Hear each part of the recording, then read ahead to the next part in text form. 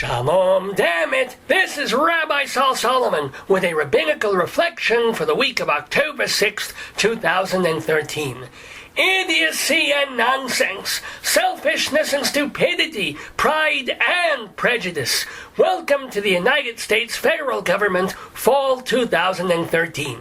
As I write this, the Fed is in its fourth day of shutdown. Why? Because Republicans won't approve a budget unless the president kills his health care plan.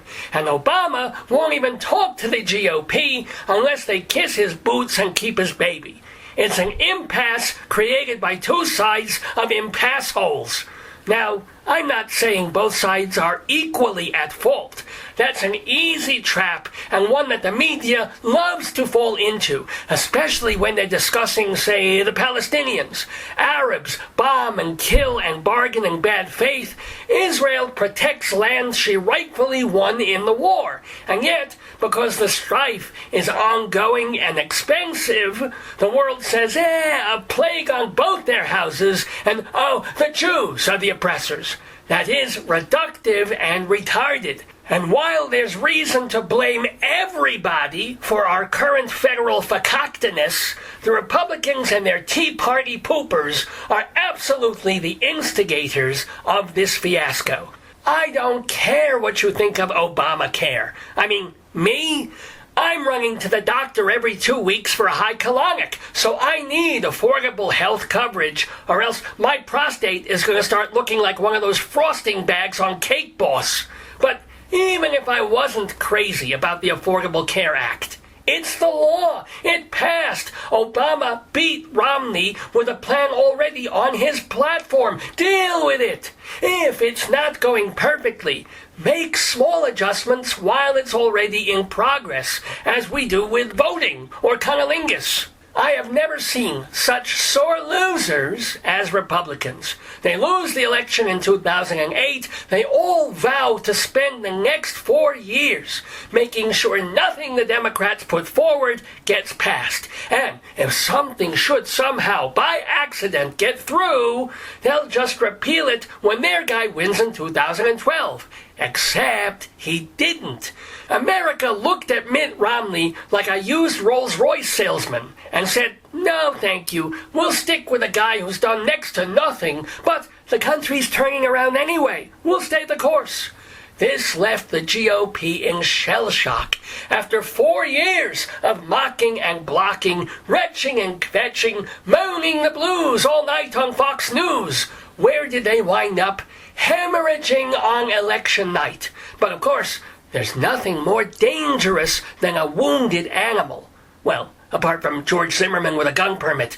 The Republicans are lashing back, hurting the Democrats any way they can, even if it means bringing the government to a virtual halt and jeopardizing the recovery that their last president made necessary in the first place. The GOP's idea of a compromise is saying, we'll pass your budget, just delay Obamacare for a year. Sounds reasonable, even though we know that would be a year of legal wrangling, political blackmail, and further ways to dismantle the program. What we must not forget is that a 1-year delay is a smokescreen. Republicans have been delaying health care reform for 2 goddamn decades.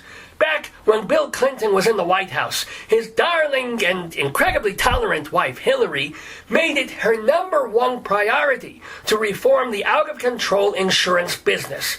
She could have done it, too, had the Republicans not despised her and Bill so much. They brought his presidency to a standstill. Then George W. Bush was in the White House for 8 years. 8 long years. In that time, Republicans had every opportunity to make their own health plan, to devise their own strategy to help a system in crisis. What did they do? If I had a sound effect of crickets chirping, you would be hearing it right now.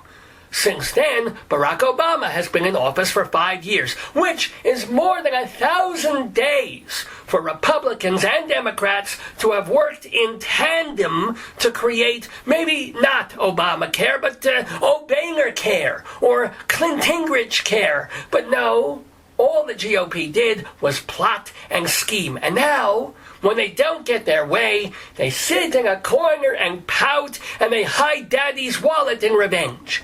It's happening elsewhere, too. In beautiful Colorado, where the GOP hates gun laws, legalized pot, and renewable energy, right-wingers want to secede and make their own state. I think they're going to call it Spoiled Bratville or something like that. Funny, I didn't hear them squeal about socialism when the rains came and they had to go hat in hand to Joe Biden for flood relief. Republicans whine that Obamacare means lack of choice, a curtailment of freedom by making everyone get insurance whether they want it or not. But folks, if you have a car, you gotta get car insurance and wear a seatbelt. If you have a baby, you gotta give her shots. If you kiss Miley Cyrus, you gotta buy a Breva. Obligating people to do something does not automatically cause the collapse of capitalism. I mean, we've all gotta eat, unless you want to starve to death. Eating is not a choice, it's a mandate, but there's still room for choice. I might have a roast chicken, you could have salmon, or pay extra for prime rib. Okay, now I'm hungry, but still angry. Republicans say that most people hate Obamacare and don't want it to go forward. That is not true. Most people are scared of Obamacare and don't know what the hell to expect. But we also know that insurance is insanely expensive and that millions of people without it are playing Russian roulette by not going to the doctor or draining our taxes if they're at a free clinic with the sniffles every week, or if they're Republican with accidental bullet wounds. But enough elephant bashing. After all, they embarrass themselves more than I ever could. Let us not also ignore the arrogance of Barack Obama and the donkeys. For weeks, the sequester is building to chaos, yet he can't pick up a phone. He can't get in a room with Boehner et al. And say, okay, we'll take out the medical device thing, but you've got to leave in abortion. He can't even say, you know what, we will not delay Obamacare for a year, but 3 months to work the kinks out? Sure, it's not going to kill anyone. Well, maybe some fourth-stage cancer patients, but other than that, for a community organizer, Obama couldn't organize paint cans in a Home Depot. And the Democrats are so cocky about winning the last election, and so sure they have the Republicans cornered, they're not even faking being interested in compromise. These aren't difficult times for America. These are ridiculous times for America. Maybe we need a third party again, only this time without Ralph Nader, or Ross Perot, or Roseanne Arnold, or Lyndon LaRouche, but you know what? 2 is more than enough. This has been a Rabbinical Reflection from Rabbi Sol Solomon, Temple Sons of Bitches in Great Neck, New York.